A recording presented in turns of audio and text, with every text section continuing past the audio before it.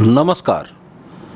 हम आज जहां आए हुए हैं, मेरे साथ हैं जो शख्सियत खड़ी हुई हैं, उस तक आपका परिचय कराने से पहले हम थोड़ा सा कहना ये चाहेंगे कि सामने जो प्रजातंत्र का उत्सव आ रहा है 2021, मतलब जो इलेक्शन आ रहे हैं, इसमें आप हैं भाग्य विधाता जो आम को खास और खास को आम बना देते हैं। आप बनकर शासन के लिए आप भेजते हैं, उनको आप बहुत अच्छा मुआवजा भी देते हैं, लाल बत्ती वाली गाड़ी भी देते हैं, लेकिन कहीं ना कहीं क्या आम इंसान की बुनियादी ज़रूरतों पर ये राजनीतिक दल कुछ सोच रहे हैं? इस पे हम हर वक्त जा रहे हैं, राजनीतिक दल के पास जा रहे हैं, राजनीतिक नेताओं के पास जा रहे हैं मुद्दों पे बात करने के लिए। आज हम इस विषय को लेकर आए हुए हैं। मेरे साथ हैं जो शख्सियत है फारिद खान साहब, जो तृणमूल कांग्रेस के माइनॉरिटी सेल के जनरल सेक्रेटरी हैं। सर, आपका बहुत स्वागत है हमारे चैनल में। सर, मेरा पहला प्रश्न जो है, ये जो 2021 का इलेक्शन हो रहा है, शायद बंगाल के इस राजनीतिक माहौल में इस तरह का इलेक्शन शायद ये पहली बार हो रहा है जहाँ पे इस तरह से उथल पुथल मचा हुआ है। तो मैं पहला जो सवाल आपसे करना चाह रहा हूँ कि आज टीएमसी इलेक्शन में खड़ी हैं, तृणमूल कांग्रेस खड़ी हैं, भाजपा खड़ी हैं, और एक जोड़ जो बना है आपका सीपीएम, कांग्रेस और इंडियन सेकुलर फ्रंट का। सर, इस जोड़ के बारे में आज से आपसे प्रश्न करने आए हुए हैं कि ये इंडियन सेकुलर फ्रंट, कांग्रेस और जो सीपीएम का ये जोड़ बना है, इस पे आप क्या कहना चाहेंगे? आपका क्या आज की क्या टिप्पणी रहेगी? देखिए सर, पहली बात यह है कि इलेक्शन लड़ने का तो सबको अधिकार है, सब आए मैदान में। हमने तो सुना था कि वो AIMM भी आ रहे थे, ओवैसी साहब, पहले उन लोगों का ISF जो भी एक नई पार्टी बनी है, अब्बास सिद्दीकी साहब, फुरफुरा शरीफ के वो पीरजादा हैं। तो खैर ये लोग तो धर्म के लोग थे, पीर पीराना से ताल्लुक़ रखते थे। अब अचंभे की बात है कि सब लोग अगर धर्म के लोग ही पॉलिटिक्स करने चले आ रहे हैं। हर चीज़ का सम्मान है, लेकिन धर्म को और पॉलिटिक्स को एक साथ जोड़ना नहीं चाहिए, ऐसा हम लोग मान के चलते हैं। लेकिन खैर, शौक़ सबको है, सभी आ जाएं। लेकिन अब सीपीएम और कांग्रेस भी वैसे ही धार्मिक लोगों के साथ अगर इत्तेहाद कर रहे हैं और ये चल रहे हैं, तो उनकी अपनी सोच होगी, पब्लिक विचार करेगी। हम अपने काम पर चलने वाले लोग हैं। ममता बनर्जी ने जिस तरह से बंगाल को 10 साल से सींचा है, जिस तरह से संवारा है, जिसके फल जो बीज बोया था, फल दिखे और भी फल दिखने वाले हैं आने वाले दिनों में। तो हमें अपने काम पे विश्वास है। ममता बनर्जी ने जो काम किया है, हम उस विश्वास के साथ उस काम को लेकर पब्लिक के बीच में जा रहे हैं। पब्लिक को हम बताएंगे कि हमने क्या क्या किया है, आप देखिए और आप विचार कीजिए। जनता पर पूरा विश्वास। लेकिन मेरा जो प्रश्न था सर, आज कहीं ना कहीं ये जो वाम मोर्चा और कांग्रेस अपने आप को जो सेकुलर दल बोलते हैं, तो इस पे कहीं ना कहीं ये इंडियन सेकुलर फ्रंट, मैंने एक किसी भी प्रतिष्ठान का नाम सेकुलर रख दिया तो वो सेकुलर हो जाता है क्या? ये प्रश्न है मेरा आपके पास सर। देखिए सर, इस पे मेरा तो ज़्यादा कुछ कहने का नहीं है, क्योंकि ये इलेक्शन कमीशन एक बॉडी है। उनके क्या अपने पैरामीटर्स हैं, क्या है, ये मैं नहीं जानता। तो उन्होंने जब वो नाम दिया है, क्यों दिया है, कैसे दिया है, और मुझे तो अब बोलने में बहुत अफसोस होता है किसी भी संस्था के बारे में। CBI किसका है, ED किसका है, इलेक्शन कमीशन किसका है, वहाँ कौन से लोग बैठे हैं। कोई भी पार्टी जाती है तो कभी कभी तो 2-2 साल तक रजिस्ट्रेशन नहीं होता, और एक पार्टी जाती है जो 1 महीने के अंदर रजिस्ट्रेशन हो जाता है। तो मैं इस पर ज़्यादा टिप्पणी नहीं करना चाहूँगा, आपको इशारा ही काफ़ी है। मगर हमारा मानना ये है कि अगर बीजेपी धर्म के नाम पर राजनीति करती है और हम उसको बुरा कहते हैं, तो एज अ मुस्लिम हम ये भी कहते हैं कि दूसरा प्रति, चाहे वो मेरे समुदाय का हो चाहे कहीं का भी हो, उस धर्म के नाम पे फरीद खान जैसे लोग कैसे कह सकेंगे कि नहीं ये सही है? अगर वो गलत है तो ये भी गलत है। बिल्कुल। तो मेरा यही मानना है। बाकी हमारे बंगाल की जनता बहुत खूब, बहुत अच्छे से जानती है, बहुत समझदार जनता हमारे बंगाल की है। वो अपनी दिमाग की चीज़ किसी को बताते नहीं है, अपना फैसला खुद करती है। हम लोग बंगाल के लोग सुकून से रहना चाहते हैं। हम लोग कभी हिंदू मुसलमान सिख ईसाई का भेद हम लोगों ने कभी किया नहीं, हम लोगों ने कभी सोचा नहीं। नहीं, ये हमारे कल्चर में नहीं है बंगाल में। तो हमारा बंगाल जो एक अलग संस्कृति, अलग विचार रखता है, हमारी ये धरती जो रविंद्रनाथ टैगोर की धरती है, हमारी ये धरती नजरुल इस्लाम की धरती है, शरद चंद्र बोस की धरती है, विद्यानंद सागर की धरती है, और इसको कैसे लोग आके वो धर्म के नाम पर उलझाना चाहते हैं। हमें लगता है कि बंगाल की जनता इस सब चीज़ में ध्यान नहीं देगी। वो अपना मन बना चुकी है कि जिसको जो बोलना है बोले। सर वोट तो हम ममता बनर्जी को ही देंगे। अच्छा सर, ये जो 2021 का प्रजातंत्र का उत्सव, मतलब ये जो इलेक्शन आ रहा है, इसमें टीएमसी का मुद्दा, तृणमूल कांग्रेस का मुद्दा वोट में, क्या आपका ये जो डेवलपमेंट का मुद्दा उसी को लेके सामने रख के आगे बढ़ने का है, या फिर सियासत में सियासत करने का मुद्दा लेके आगे बढ़ने का है? क्या करना चाह रहा है ये मैं सुनना चाहता हूँ फारिद खान साहब, जो एक जनरल सेक्रेटरी है माइनॉरिटी सेल के, उनकी हैसियत से। देखिए, सियासत में तो हम लोग हैं। अगर हम ये कहें कि सियासत का सियासत से कोई मुद्दा नहीं, मेरे प्रश्न में एक मार पैच है। मैं समझ गया। हाँ हाँ। लेकिन आपने देखा होगा कि ममता बनर्जी जो जमीन से जुड़ी हुई नेत्री है, आपने देखा होगा कि कितने ऑफर आए, जो एक प्रोटोकॉल भी होता है कि आप चीफ मिनिस्टर हैं, आप बंगलो लीजिए, आप यहाँ रहिए। उन्होंने उस चीज़ को नहीं, अपनी जो हम लोग एक बात बोलते हैं, हम अपनी औकात नहीं भूलते हैं, उस तरह से उन्होंने जो एक झोपड़ी में रहती थी, वहीं पर रह के, एक 10 बाई 10 के रूम में रह के, वो आम इंसान की ज़िंदगी को फील करना चाहती है। ऐसा नहीं है कि और उनको भी बहुत कुछ महल मिल सकते थे, उन्होंने कहा नहीं, आम इंसान के साथ रहती हूँ, रहूँगी, उनकी दर्द को फील करूँगी।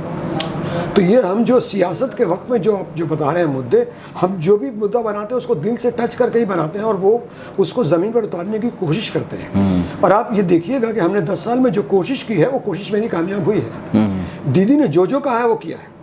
इसीलिए हमने मैनिफेस्टो में जो बोला कि अगर हम जब आएंगे तो हम घर घर राशन भिजवाएंगे। अभी अपने ये जो मैनिफेस्टो में जो दिया गया है, मैनिफेस्टो में दिया है, हाँ, आपका जो किसान जो है उनका किसान क्रेडिट कार्ड दे रहे हैं, में 5,000 से 10,000 बढ़ाया गया है जो बेनिफिशियरी को। और सेकंड बोला है 10 लाख एमएसएमई यूनिट, मतलब छोटी इकाइयाँ जो खोली जाएगी ताकि एम्प्लॉयमेंट जनरेट हो। ये मैनिफेस्टो में आया है उनका। तो सब ये समझ ली कि हमने जो भी दिया है उसको पूरा मन से लगा के प्रोग्राम किया। हमारे यहाँ ये नहीं कि किसी ऑफिसर को बैठा दिया हो, कॉर्पोरेट ऑफिसर को बना रहा है।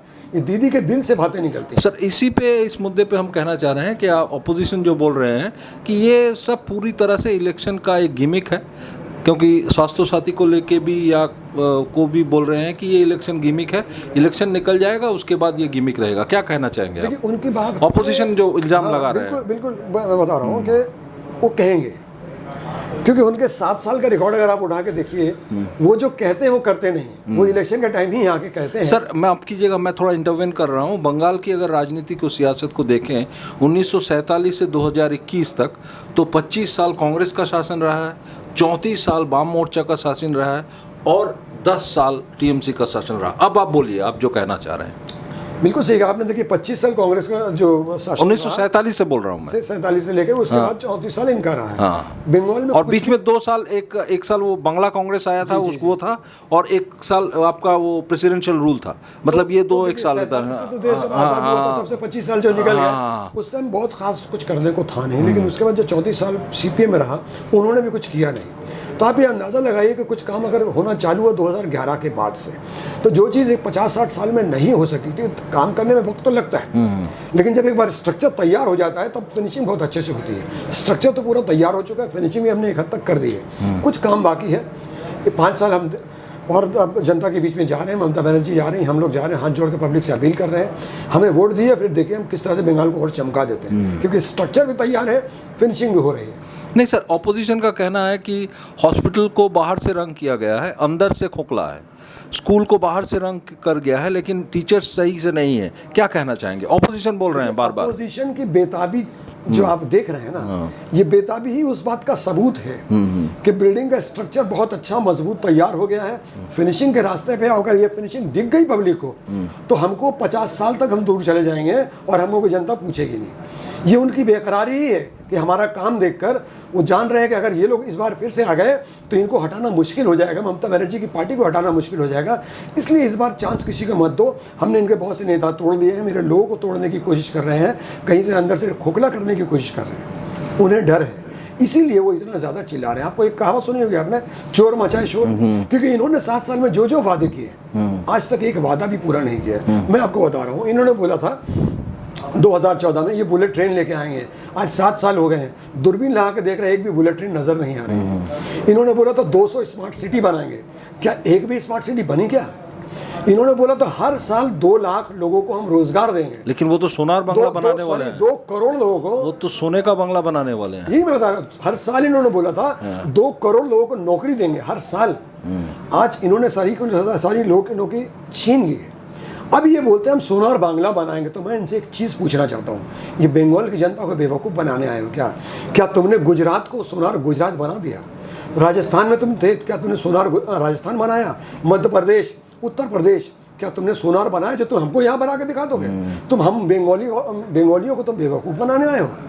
तुमने जो जहाँ वादे दिए तो उन्हें सुना, समझ लिया, लेकिन हम सब कुछ देख रहे हैं। फारिद जी, मैं थोड़ा सा आपको इंटरवेन करता हूँ। एक जो चीज़ है, आपका ये जो डेवलपमेंट प्रोसेस है, इंफ्रास्ट्रक्चर प्रोसेस है, डेवलपमेंट, ये कंटिन्यूअस प्रोसेस है।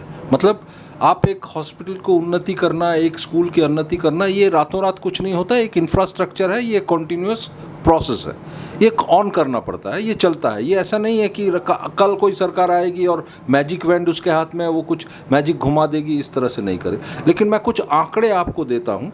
आंकड़े ये है कि अगर हम किसी भी स्टेट को पकड़ते हैं तो उसको 3 जो बुनियादी मुद्दे हैं, शिक्षा, स्वास्थ्य और बेरोजगारी, ये 3 मुद्दों को मेन मुद्दों के अगर पहने तो एक हम शिक्षा से पकड़ लेते हैं, क्योंकि और जो मुद्दे हैं वो इतना विस्तार में जाएंगे तो उतना वक्त नहीं है हमारे पास। शिक्षा को पकड़ते हैं तो अगर शिक्षा के एक पैरामीटर को हम पकड़ें, एक पैरामीटर को अगर पकड़ें कि एक राज्य में शिक्षा का मानदंड कैसा है, उसमें हम 2 रेशियो पकड़ते हैं। एक school enrolment ratio, school drop out ratio. School enrolment ratio में पश्चिम बंगाल 101% है, इवन नेशनल एवरेज से बहुत ऊपर है। ड्रॉप आउट रेशियो में कहीं ना कहीं 15 से 16% इसका ड्रॉप आउट रेशियो है। तो मैं वही फारिद खान साहब से, मैंने क्यों आपको आंकड़े बोले हैं कि कहीं ना कहीं जो इंफ्रास्ट्रक्चर है ये कंटिन्यूअस प्रोसेस है। कहीं ना कहीं तृणमूल की सरकार आके उन्होंने एनरोलमेंट रेशियो जो था वो कहीं ना कहीं बहुत अच्छा किया है, मतलब बच्चों को पढ़ाने के लिए उनको एनरोलमेंट कराना। लेकिन क्या आने वाले दिनों में ये ड्रॉप आउट रेशियो कम हो जाएगा? क्या आने वाले दिनों में हमारा शिक्षा का स्तर ऊपर जाएगा? क्या आने वाले दिनों में स्वास्थ्य परिसेवाएं बेहतर होंगी? क्या आने वाले दिनों में एम्प्लॉयमेंट अपॉर्चुनिटीज़ ज़्यादा आएंगी? क्या कहना चाहते हैं आप? देखिए, ज़रूर शिक्षा के मामले में तो देखिए हम हर उनकी कोशिश करते हैं, जिस तरह से बंगाल हमेशा आगे था, और हम चाहेंगे कि हमेशा बंगाल हर चीज़ में आगे रहे। क्योंकि एक चीज़ तो आप देखते हैं कि सेंट्रल से हमको कभी भी समर्थन नहीं मिला। क्यों नहीं मिला? कि ये लोग जानबूझकर नहीं देना चाहते हैं यहाँ पे समर्थन के। अगर हमने ये तो अकेले ही इतना ज़्यादा डेवलप कर ले रहे हैं, थोड़ा सपोर्ट भी मिल जाएगा तो ये लोग क्या से क्या नहीं कर लेंगे। हमें थोड़ा सा भी समर्थन अगर मिल जाएगा तो मैं आपसे वादा करता हूँ कि बंगाल किसी भी मामले में पीछे नहीं रहेगा। शिक्षा का चाहे मामला हो, चाहे हॉस्पिटल्स के, हम नए हॉस्पिटल्स तैयार कर रहे हैं, नए कॉलेजेस तैयार कर रहे हैं, हम हर डिपार्टमेंट पे ध्यान दे रहे हैं। और हमारे पास ऐसी टीम है, और अभी तो दीदी ने जिस तरह के और लोगों को हायर किया है, न्यू आइडियाज़ हैं, बहुत सी चीज़ें हैं, सिर्फ फंड की कमी है। और फंड भी हम अपने आप से ही, अपने स्टेट से ही जुगाड़ करके काम कर रहे हैं। जिस तरह से आप देखिए 55,000 करोड़ अभी भी सेंट्रल के पास मेरा बाकी है, वो नहीं दे रहे हैं। अम्फान में आपने देखा कि प्रधानमंत्री जी यहाँ पर आके हमने उनको 11,000 करोड़ का हिसाब दिया था, 1,000 करोड़ देके गए। माफ़ कीजिएगा, ये वो जो परसों दिन उन्होंने प्रधानमंत्री जी आए थे, उन्होंने जो वो किया है आपका पुरुलिया में, जो उन्होंने पथसभा किया, मतलब संभाषण किया है, एक मीटिंग किया है, उसमें उन्होंने कहीं ना कहीं कहा कि सेंट्रल गवर्नमेंट जो बेनिफिट देती है स्टेट गवर्नमेंट को, मतलब अम्फान में पैसा दिया गया या फिर आपका चाल दावल दिए गए लॉकडाउन में, ये कहीं ना कहीं ये सरकार पहुंचाती नहीं है। क्या कहना चाहेंगे आप? वो बोल रहे हैं कि ये टीएमसी सरकार नहीं पहुंचाती है, वो बीच में खा जाती है। ये इल्ज़ाम माननीय प्रधानमंत्री जी ने अपना पुरुलिया में जो उन्होंने सभा किया है उसमें उन्होंने कहा है, ये ऑन रिकॉर्ड है। सर वो माननीय प्रधानमंत्री हैं, उनकी इज्जत करते हैं, लेकिन या तो उनके अपने लोगों के बीच में कम्युनिकेशन की कमी है। दरअसल देखिए, आप जब वो बोलते हैं, मैं पहले से ये बोलता हूँ कि बीजेपी पार्टी का फुल फॉर्म यही है, भारतीय झूठा पार्टी। क्योंकि एक जो जिस तरह से मैंने आपको बताया, दीदी दिल से काम करती हैं। एक भी जो लेख लिखता है दीदी दिल से लिखवाती हैं। और वो खुद देखिए, पाँव में चोट लेने के बावजूद भी हम लोगों का जो मैनिफेस्टो था 2 दिन रुका, बाद में उन्होंने खुद सहायता किया। प्रधानमंत्री जी किसी मीटिंग में जाते हैं, वक्त कहाँ है, वो लिखा हुआ रहता है, वो जो लिख के जो आता है सामने वो पढ़ के चले जाते हैं। जो अगर आपके मन में होगा, हमारी दीदी को देखिएगा, वो कभी नहीं, उनके दिमाग में क्या बोलना है वो बोल के जाती हैं। जो आपसे वादा करना है, आपको डांटना है, आपको प्यार करना है, वो रास्ते सामने बोल के जाती हैं। प्रधानमंत्री जी तो वो जो वहाँ पर लिख के भी आया था कि अब कहाँ पर बोलना है जय श्री राम, क्या बोलना है, एक बार इधर फिर एक बार इधर, जो यहाँ बाकी रह गया वहाँ बीच में कुछ मिस भी हो जाता है। तो ये लोग सिर्फ झूठे वादे करते हैं। आप एक बात बताइए सर, हम अभी नई जो बातें बहुत से कुछ कर रहे हैं, करेंगे या नहीं करेंगे, आपने इन्होंने जो 7 साल में जो वादे किए थे क्या आज तक पूरे किए? इन्होंने पिछले इलेक्शन में जो बिहार में इलेक्शन हुआ, तो ये इलेक्शन से पहले तो बोले ना 22,000 करोड़ देंगे, वो 5 साल गुजर गए, दूसरी सरकार भी आगे जाके पूछे नहीं दिए क्या? बंगाल में भी आएंगे, नए नए वादे करेंगे। वादे करने में क्या सपने नहीं, माननीय प्रधानमंत्री जी जो आए उन्होंने जो पुरुलिया में भाषण दिया, उन्होंने ये भी इल्ज़ाम लगाया कि ये जो सरकार अभी चल रही है ये कहीं ना कहीं एक कटमनी की सरकार है, सिंडिकेट सरकार है, और ये राज्य नहीं चलेगा और असली डेवलपमेंट आने वाला है। इस पे आप क्या कहना चाहेंगे? सर, जो कटमनी की सरकार ये जो कहते हैं, हाँ, ये मैंने वो कह रहे हैं ये जिस इंसान पे ये था इल्जाम था, हाँ, सब्यसाची दत्ता विधाननगर के एमएलए थे। नहीं सर, उन्होंने तो ओवरऑल सबके ऊपर overall था, कहा। जैसे वो बोले इल्जाम कि था। अम्फान में भी कटमनी चला तो गया है, ये बोलते हैं। राशन का लॉकडाउन में राशन में भी ये लोग नहीं दिए, गरीब लोगों तक नहीं पहुंचा है। एग्जाम्पल दे रहा हूं, ये बोलते हैं। लेकिन जब वही लोग इनके पास चला जाता है तो वो दूध का धुला हुआ हो जाता है। ये बोलते हैं बहुत अच्छा हो गया। आज 283 सीट इन्होंने कल तक डाली, 283 सीट, उसमें कम से कम 150 सीट जो तृणमूल से टूटे भटके भूले जो निकाले गए नेता लोग हैं वो वहाँ गए हैं, उनको उन्होंने कैंडिडेट बनाया है। तो किसकी बातों का विश्वास करें, किनकी बातों का जवाब दें? कल ये मुकुल राय जी पे इल्ज़ाम लगाते थे, फिर अर्जुन सिंह जी पे इल्ज़ाम लगाते थे, फिर ये सौमित्र खान पे इल्ज़ाम लगाते थे, ये शुभेंदु अधिकारी पे इल्ज़ाम। आज तो सारे इनके स्टार बने हुए बैठे हैं। बल्कि मैं तो अचंभित ये हो जाता हूँ जब कभी इनकी मीटिंग देखता हूँ तो इनके मंच पर देखता हूँ खाली दिलीप घोष को एक देता हूँ कि बीजेपी का, बाकी तो सारे के सारे टीएमसी के आदमी। बाकी अगर वो यहाँ रहे तो बहुत खराब है, अच्छा। और वहाँ गए तो वो स्टार है, स्टार कैंपेनर।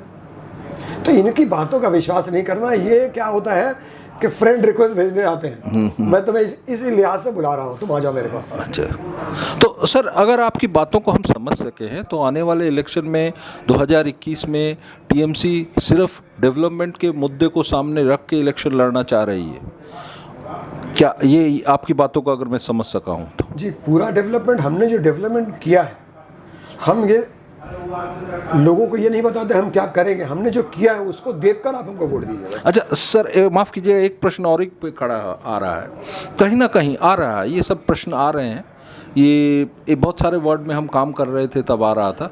मुद्दे हैं, कुछ मुद्दे हैं जिन पे हमको लगता है कि आप जैसे नेतृत्व से हम जब बात करते हैं तो होना चाहिए कि आप अपने जो हायर अप से उन तक पहुंचाने के लिए कि लीगल कंस्ट्रक्शन, अवैध निर्माण का बहुत सारा मुद्दा है वार्ड में, कलकत्ता के वार्डों में।